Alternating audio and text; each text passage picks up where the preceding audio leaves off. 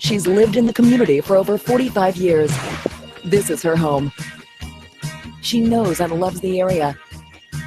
Now she's ready to give back to those who have given so much to her with a show like no other on local television.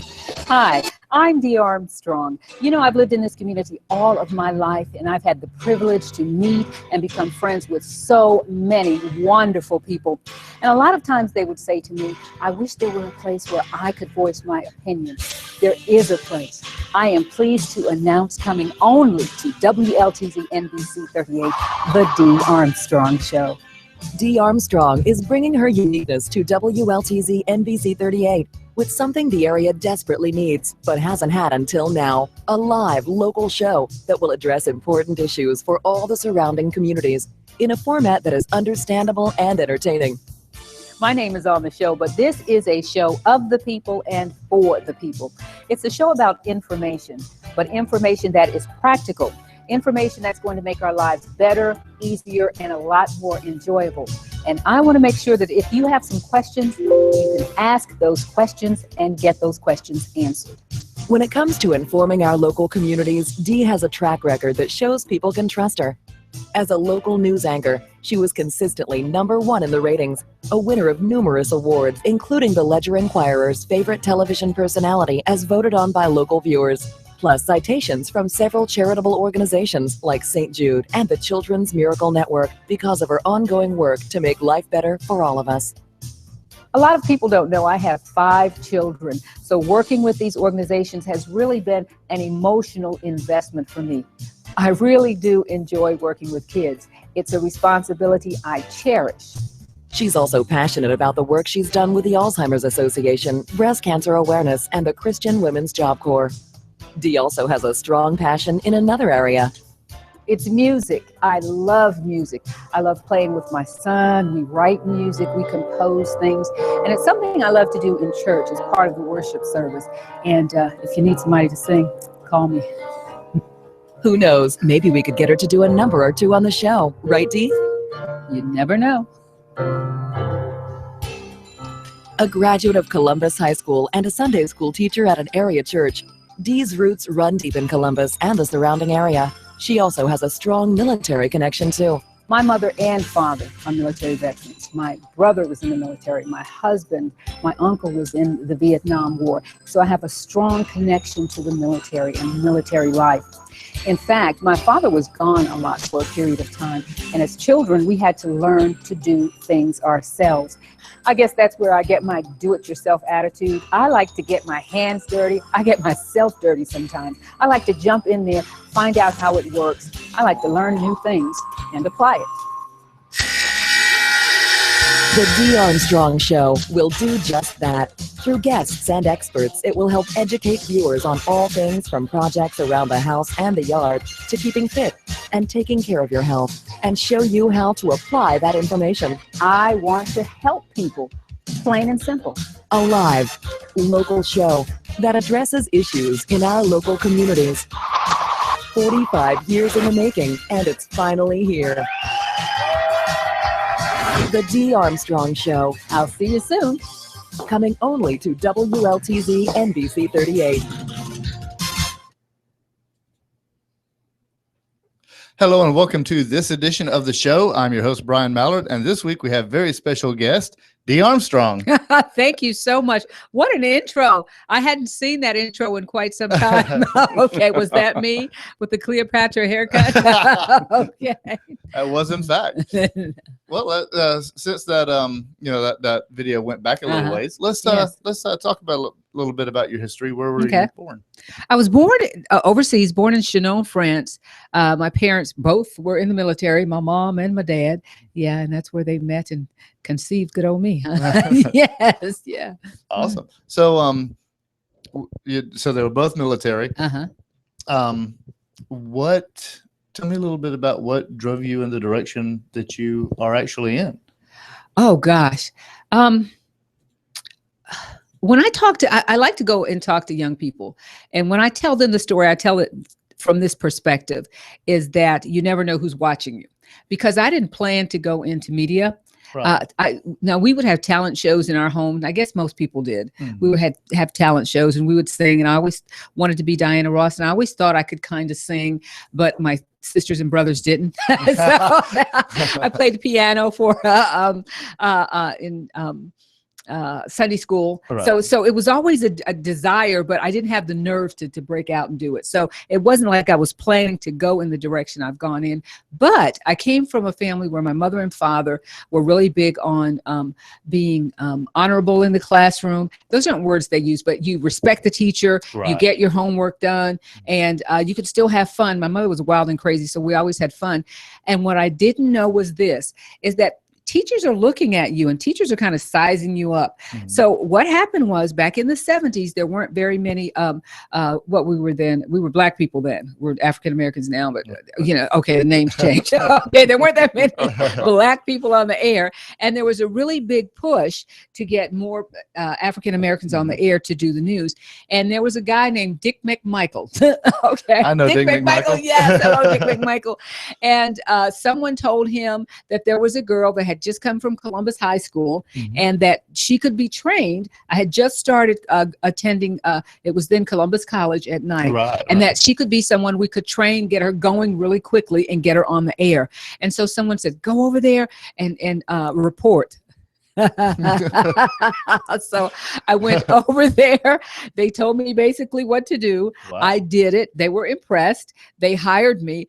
That's how I got into television, Brian, because a teacher recommended me to someone who recommended me to Dick McMichael. You never know. People want to behave any way they want to and leave these trails behind them, but you never know what the association that person has with someone you may need in the future. And I'm just, oh, thank God I obeyed my mom.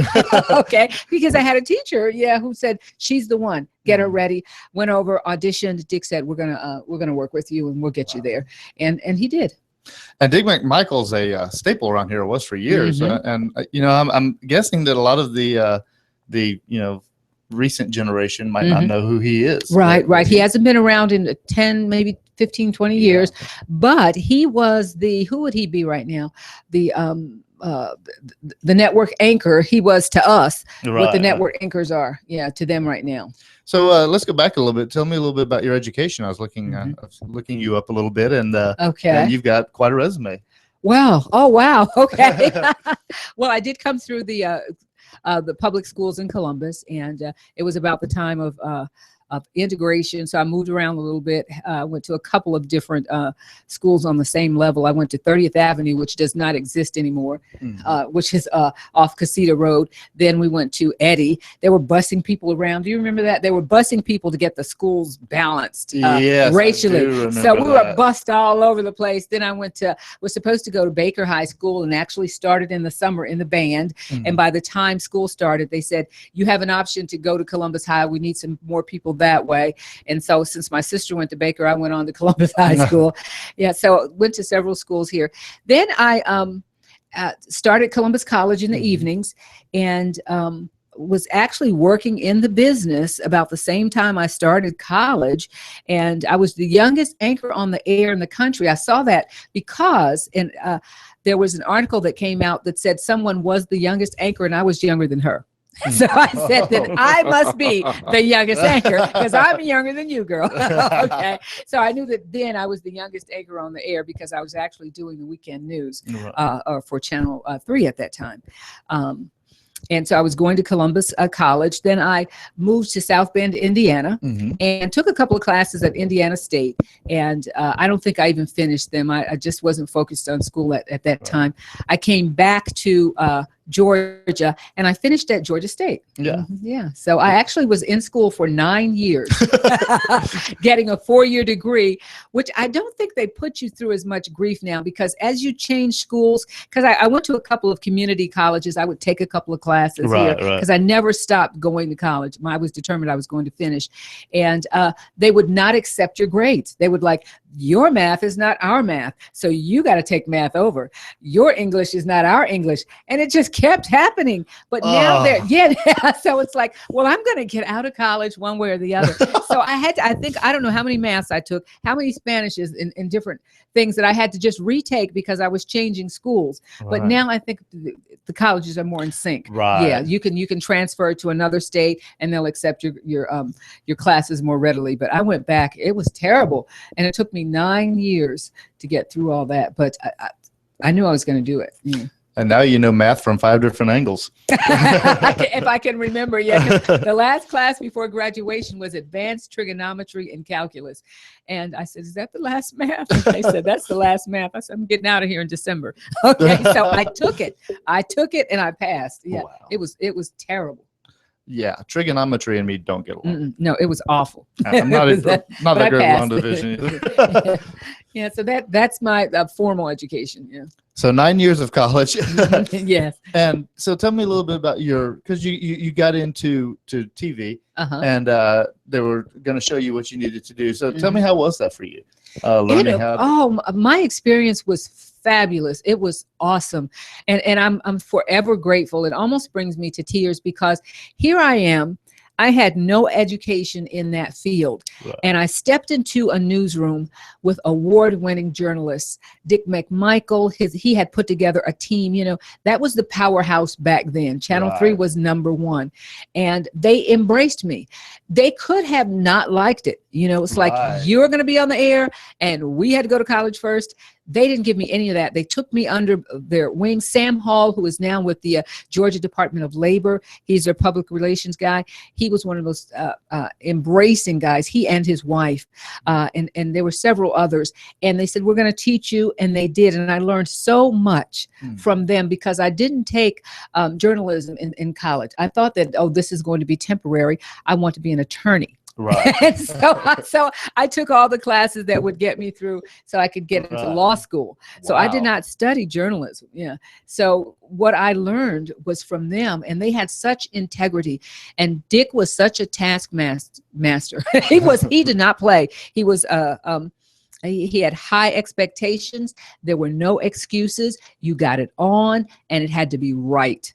And so I jumped into a melting pot of people from all around the country, and I really got a taste of it, and I fell in love with it. Now, where'd you go from there? From there, again, they were looking for these Afro-American or Black Americans. There was a big pull to find them at that time. So I kept getting calls from all over the place. And I took one from South Bend, Indiana. Cool. And I went up to South Bend, loved the people, hated the experience. Oh. Yes. I mean, growing up in the South and then going to a place where I was just one of a few African Americans up there. And it was a different culture because, Brian, we say, hi y'all, how you doing? And they would look at me, I'm like, hi. And no one's saying hi back, It's like, can I get the door for you? What? Why are you trying to get the door? They're so uptight up there. Yes. So it was just a whole different lifestyle. I'm like, because I'm just trying to be nice. And so it was like, drop the ma'am, drop the niceness. Really? So it was a different culture, but they just grow up differently. And so I did not like it. You know, and the thing is, we take the train and go into Chicago, nothing but people. And when you come from Columbus, Georgia, where it's nothing but trees, and then you go to downtown Chicago, I remember I had anxiety, like, oh my gosh, you couldn't really see the sky for all the buildings coming in on you. You know, I'm like, oh gosh. So it was different for me, I think, and I've never gone back. But I think if I were to go back, I would see it from different eyes. You know, that was somebody coming out of Georgia. I think I was, there was 2 years in, so I was 21, and I wanted my mama. You know? Yeah. But I did quite well, and came back home because my father had gotten sick, and they gave me a leave of absence. So I came back home. Wow. Now we're moving towards her current project. Now you were away from TV for a little while. You were reading a little bit about some of you do writing, you sing. Do you write a lot of songs? Do you do that? I do. I write a lot of I play enough piano to support that. You know, I'm certainly not like some of these people that sit down and they just let it go. Okay, but I can write the songs and play the songs that I'm able to perform. Yeah, once I left Channel 9, it was really interesting, and this is one of those God things, and you know, I'm not going to preach or anything, but I really felt in my heart that just praying, I said, God, you know, what am I going to do when I leave here? Because I didn't feel like I was going to be at Channel 9 much longer. And I had always been a fixer-upper, because my mother's motto was, if it's broke, somebody in here is going to fix it. Okay. And so she would take us to places. I think it was Home Quarters. Before it was Home Depot, it was this place called Home Quarters. Behind Walmart. And she said, yeah, I'm going to go up there. Yeah. And you're going to find out what you need. You broke it. You're going to fix it. And so we learned how to fix things. And my mother was always, she would buy a piece of wood, and she said, you know, and we didn't even know that it was probably because she couldn't afford it, but we would go to the Goodwill or a thrift store, and she said, this is better wood. This is better wood. So we're going to paint it. You know? And so I learned how to redo furniture, and I just had a love of fixing things. So in trying to decide, what am I going to do? I told my boys, you know, I had all the boys, they were younger then. So we're going to buy some property, and we're going to fix it up. I had no idea what I was doing. I had absolutely no idea what I was doing, but I had never tackled a project that I wasn't able to do. So I thought, okay, I can do anything. So I began to buy properties, and my boys were my crew. And and then I met some people. I have to give Kenny, a young man that actually is about my age. I met him, and he and I were like two peas in a pod. And what I didn't know, he definitely knew. He had the strength. That's one thing. A lot of women, you can have the idea, you can have the desire, you can have the equipment, but a lot of times you have to have a man to help you with a lot of the projects. And Kenny, Kenneth Hill was that person, and I do appreciate that. But my boys and I and Kenneth Hill and a couple of other people, we actually rehabbed some buildings, and they're and did a wonderful job. You know, and so cool. In that interim, not working on television, I was working on the properties and securing an income for myself. Yeah. Very cool. Yeah. So I'm like, oh, all right. So, you know, sometimes you think the worst thing just happened in the world, but had I not been able to have that time, I wouldn't have done that. Right. You know, if I didn't have a reason, I might not have ever started buying property. Yeah. You never know when an issue is actually a window of opportunity. Yes. And that's what it became. Yeah. I'll tell you what, let's check out a commercial. We'll be right back with Dee Armstrong on the show.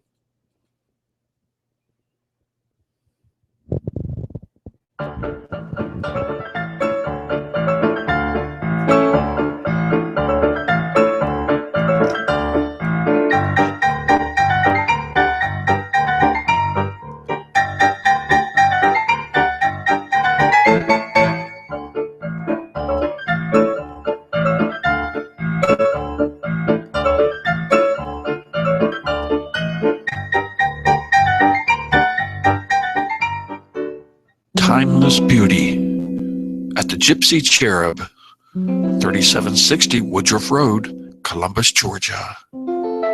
Class is back in style.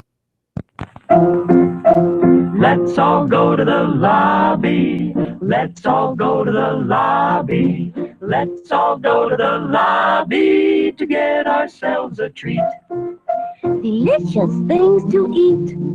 The popcorn can't be beat. The sparkling drinks are just dandy. The chocolate bars and the candy. So let's all go to the lobby to get ourselves a treat. Let's all go to the lobby to get ourselves a treat.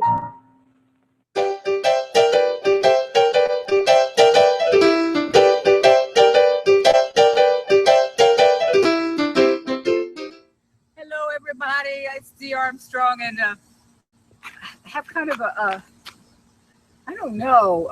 It's kind of hard to tell exactly how I feel. I'm going to set this up, and thanks everybody who joins us on Facebook Live. I know Dawn Annette does. I hope she's going to pop in there, and some of our other friends, Lynn Bular and others. But I just had to share this with you, okay? And just know that it's coming from my heart. It's not coming from my head. I just want to say thank you. Thank you, thank you, thank you, thank you, thank you, everybody. Because we work so hard on the Show-Dee Armstrong Show. It's not just a job that we go to. We live this because we have to keep on up on so many things that are going on. So Saturday, Sunday, Monday, Tuesday, Wednesday, Thursday, Friday, we're always thinking and talking about what we can have on the show. Well, and you just don't know whether or not people appreciate it or not. But guess what? Bam! Okay. The 2016 Reader's Choice Awards. And when I saw this, I literally cried on air today. Presented to TV personality Dee Armstrong, WLTZ TV 38. And it means a lot. It means a lot, not just to me, but to the station. The whole station works really hard. And we've been the #3 station in the market. That's just tradition, and that's just where the truth is. But you know what? We're on the map now. We're on the map now. We're on the map now. So, and my producers, I just want to say, Sherelle Booker is like the best producer in the whole world. I just lost a producer, Willie. She replaced Willie.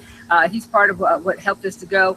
The Friday Fun crew, Gloria Stroop, whoop, whoop, a little bit, and Kelly, all these people, Candy Martin.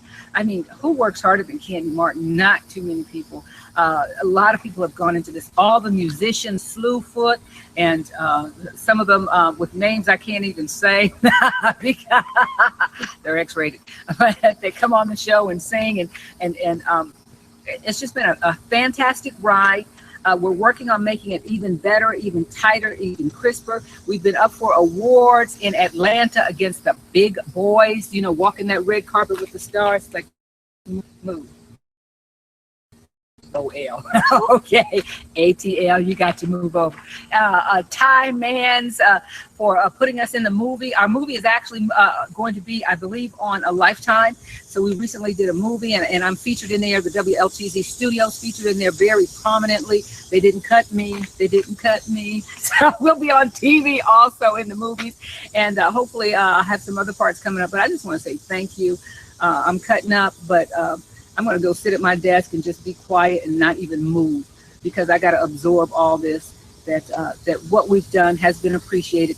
You got something going on, holler at us on the Facebook page. Holler at us at WLTZ.com. We'll try to get you on. Love you. Oh, boy. It's kind of hard looking at yourself sometimes. Bam. I like the little dance. Awesome. Yes. Oh, wow. Tell me a little bit about that. You won the Reader's Choice Award. Yes. Really interesting. I don't know. I don't want to get spooky or anything like that, but I think that there are different gifts that God gives you. And I think he has given me a gift to connect to people. It's nothing I do. Mm-hmm. I can't make it up. I couldn't write you a book and tell you how it happens. But every year that I've been on television, that they've had the Reader's Choice Award, I won it.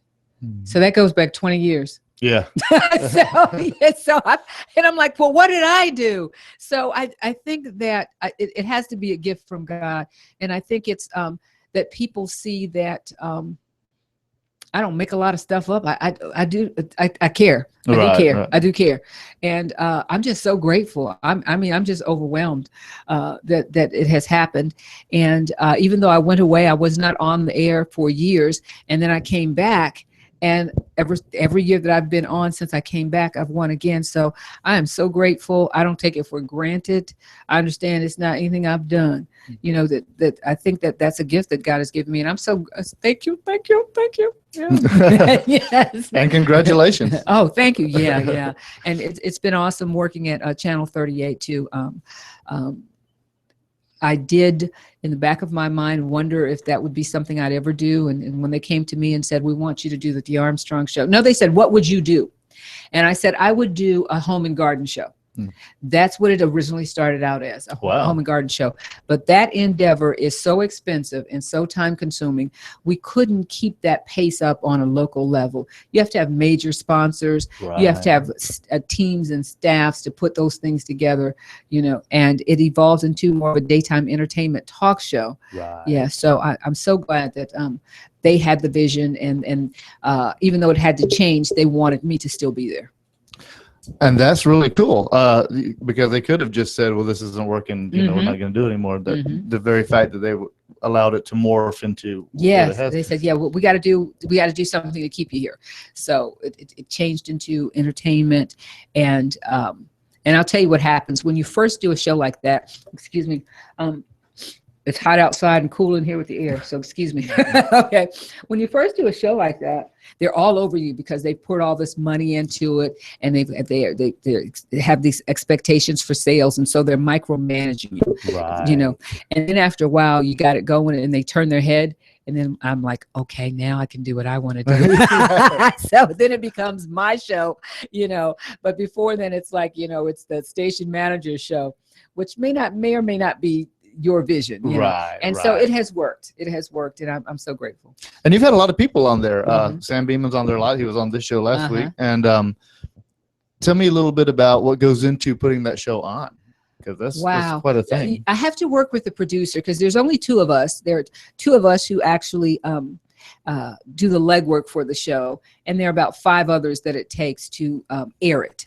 So we have to bring them a product that's already on paper, ready to go, and there's just 2 of us, which is amazing. It's amazing that only 2 people can do something like that. So it has to be, my producers have had to be driven like me, and it's not a Monday through Friday 9 to 5. You're always looking around for material. Right. You're always somewhere doing something, and you're always posting. You're always doing something. It's a life. It's not. So I've just been so fortunate to have people to come in. I had one guy that walked in. He had been to college, like sort of a different story, but similar to mine. He had been to like 6 different colleges, and then decided, I don't want to go to college.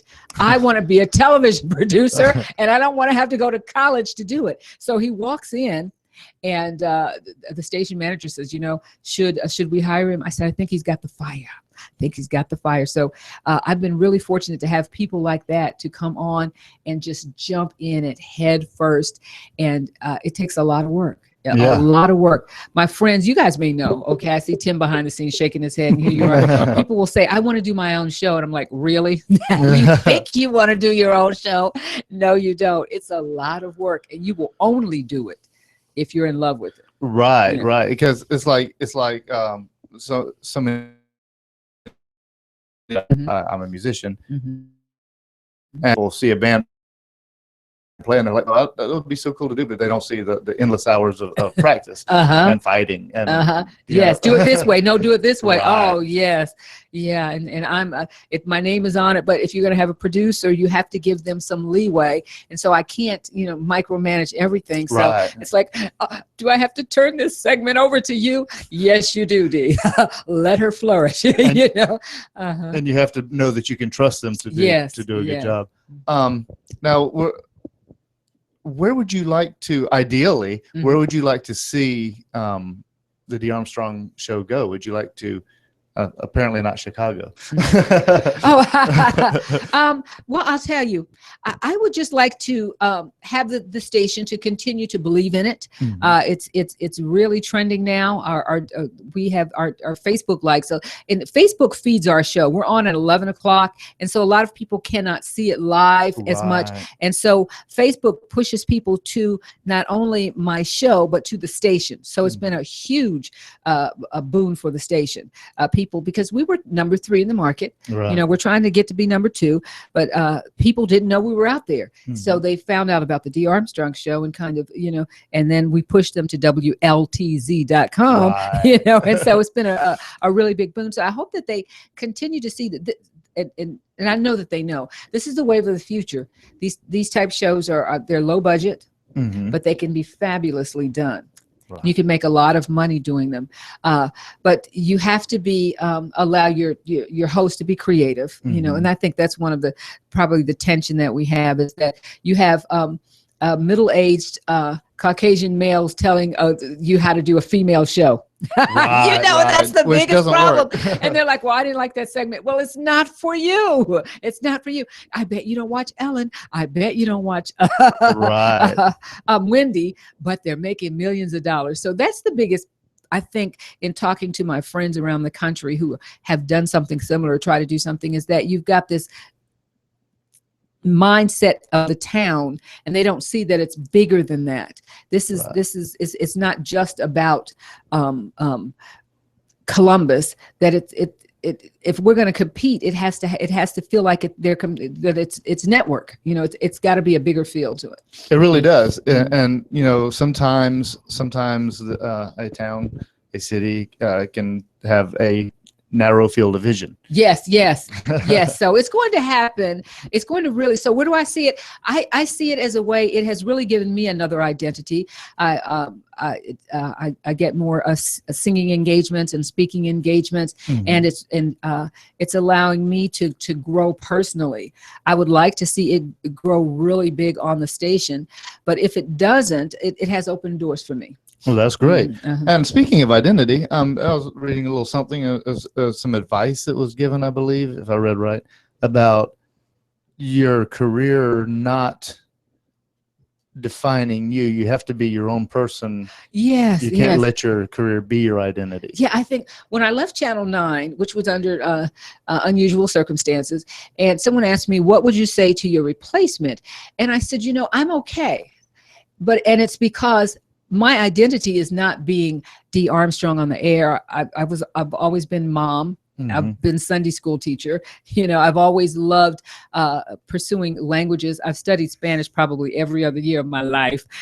Still yet to be fluent. You know, I always have endeavors. I've always liked projects. So I would say you have to have more to your life than just that one thing. That's how people become depressed and go back and do violence in the workplace, because that's all they are. They're nothing outside of that identity. But I'm going to be Dee Armstrong. You know, when Channel 8 goes away, I'll still be Dee Armstrong, and I'm cool with that. You know, so I think, you know, it's something we need to tell our children too. You know, it's like, you are cool no matter where you are and what you're doing. You know? Right. You don't have to have a position at an Aflac or a TSIS and nothing wrong with those. I love those places. They make this as a wonderful place. But I think some people are caught up in, who are you? I'm a TSIS employee. So, oh, really? Okay. So what if you lose your job? You know, do you become a nothing? You know, you have to be more than that. That's what you do. That's not who you are. You have to let your name, you let who you are be your brand. Yes. Dee Armstrong, that's my brand. You know, no matter where I am and what I'm doing, I'm Dee Armstrong. Yeah. Now, one question before we go to break: would you ever go back to anchoring or reporting? You know, I do anchor the morning news, and I'm so grateful to say that I've only been on the morning news for this one last rating period, and we won the period. We actually won. We beat Channel 3 at 5 o'clock in the morning. Cool. So I do. Would I want to go back to the 6 o'clock or the 11 o'clock? No. That's a whole different life. That's what I was the mornings for. are more entertainment, and they're laid back. There's a lot more fun. But that rigorous lifestyle of working from 2:30 to 11:30 and your whole life is, no, I don't want to do that. Completely understandable. Yes. Let's check out some more commercial stuff, and we'll be right back with Dee Armstrong after this. Hello, I'm Catherine Childry with Let's Vocalize. For over 35 years, I've coached vocalists and groups privately. I also perform vocal workshops training choirs. I'd love and regular practice performance. Call me at 706-536-6123 or visit us online at www.letsvocalize.com. I'd love to help you offer your best gift. Hurry, hurry, hurry, and come see the greatest collection of talent under one roof every Sunday afternoon at 4 p.m. Eastern Standard Time at www.show-columbus.com. On July 17th, you want to batten down the hatches, lock the doors, and bring in the kiddies as it's the landing of Hurricane Sam. Mr. Sam Beeman joins us in studio. 1 week later, it will be the appearance of talk show host extraordinaire Miss Dee Armstrong drops by. And rounding out the month of July, on July 31st, musician Mr. Colton McKay. Looking ahead toward the month of August, we have the gentleman from Moderately Informed, Alexandra Six Strings, Jesse Wilson, and Sabra Lucas. Join us for this and much more every Sunday afternoon at 4 p.m. at www.theshow-columbus.com.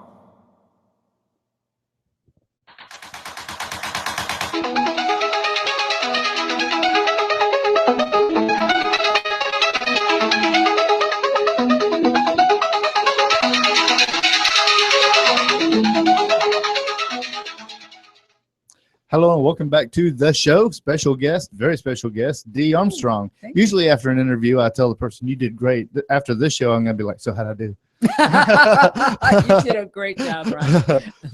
No, I believe we got some pictures here we wanted to look at. Oh, Bring those okay. up, Oh, wow.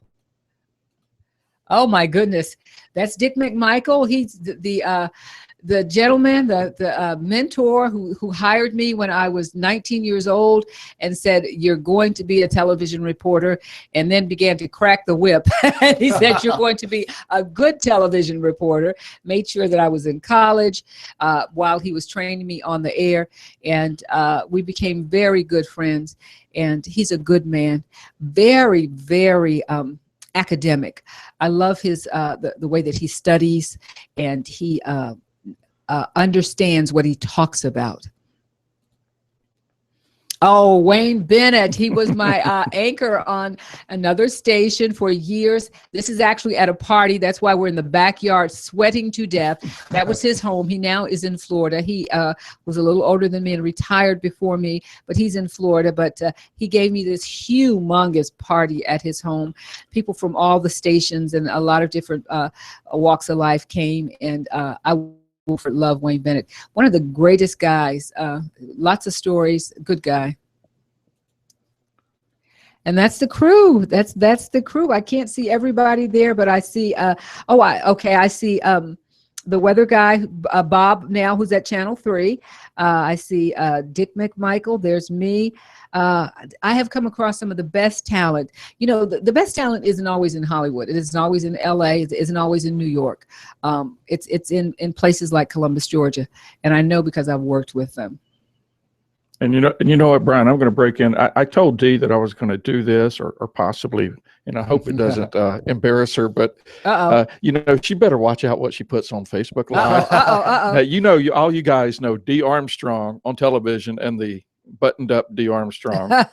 Let me show you what Dee was doing last night, guys. Oh, wow. I got an opportunity, yes, to see Jeffrey Osborne, who was just a balladeer in my teenage years. Oh, that's him in the gray suit. So he's actually looking in the other direction. And the place went wild. We were at the Trade Center. Couldn't dance then, can't dance now. But I could pretend. That's him, Jeffrey Osborne. Oh, wow. And I did get a chance to talk with him later. which was really nice because so many people were pulling on him for his time. And there he is. And yes. I was about to leave, and somebody said, "Come here, Dee. Jeffrey's, he's got a little sit down with a few folks." And I said, "Really?" I said, "I don't want to interfere." I said, "Yeah, I just like, what am I gonna say?" But we had a great conversation about your wife, Tim.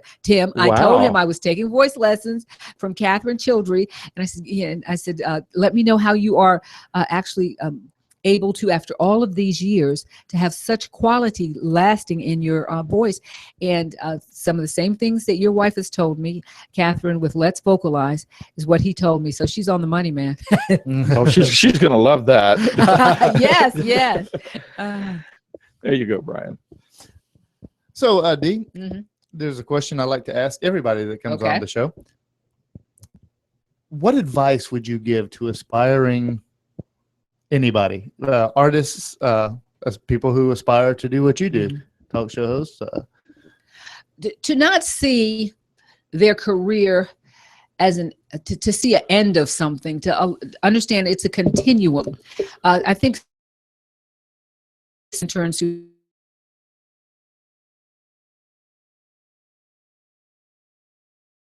maybe you may have that job for a year, you may have it 2 years, you may have it 7 years. What are you going to do after that? Right. That learn from what we see that the big guys are doing. Beyonce does not just sing; she has clothing, she has perfume, she mentors people. There are other things that you have to do.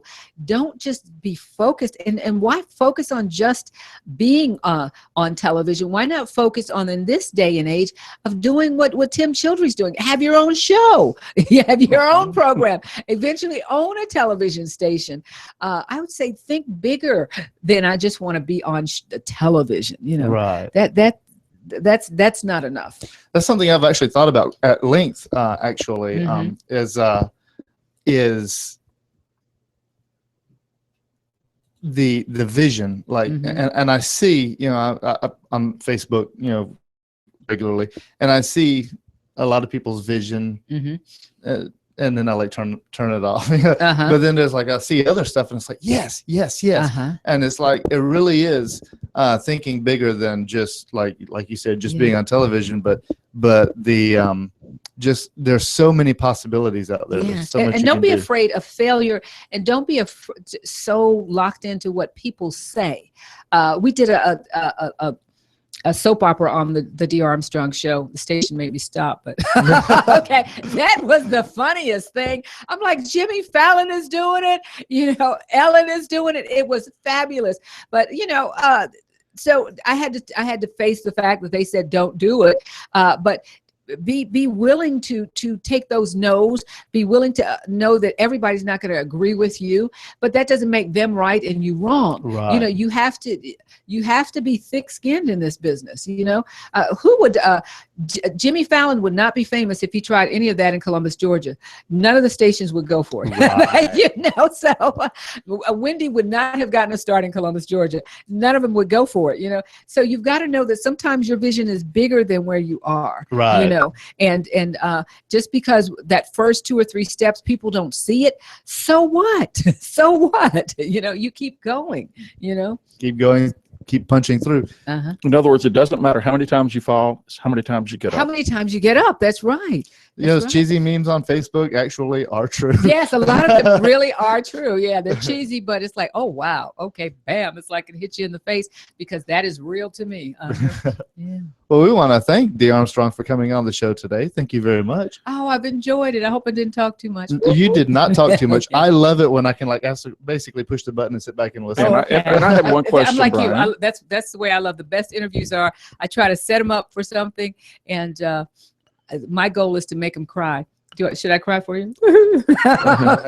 Dee, I've got one question for you, and that is, where can we find you, your social media footprint? Where all can we find you? I have a private page, which is Desiree Armstrong, and that's my name, Desiree, Desiree, Desiree Armstrong, and that's where I do my private stuff, stuff that's not related to the television station, Desiree Armstrong on Facebook. Then I am the Dee Armstrong Show on Facebook. And most importantly, for my job is WLTZ.com. If you go there, you can find the Dee Armstrong Show. So please like us. We're trying to get to 10,000 likes this weekend, okay, which is fabulous for us because we just really discovered social media about a year ago. Okay. And so it's been wonderful for us. And we've just soared. We're almost 10,000 in about a year, which is like crazy. Yeah, that's good. Yeah. So it was a pleasure. Thank you so much for even considering me. And I'll come back. Oh, well, we would love to have you back. We can go more in depth about a lot of the things, the show, the inner workings, how you do things. That's awesome. Okay. Thank you. Tim, anything else? Well, actually, guys, I just wanted to remind everyone that starting next week, the show will, we talked about it. We're no longer going to be live because we've had a lot of technical issues, and we just felt that maybe going pre-recorded would be the thing to do. And so we'll still be filming at 11 and doing it at 11. Geez, I'm not even thinking. We'll still be doing everything at 4 every Sunday afternoon, and it will be a live show. The only thing that's going to change is you probably won't get the show to around 5 to 6 on a Sunday afternoon. Okay. But that's it. Cool. Well, we'll see you at 5 or 6 after this weekend, and look for my promos where I'll be standing up there in a suit and saying, watch the show.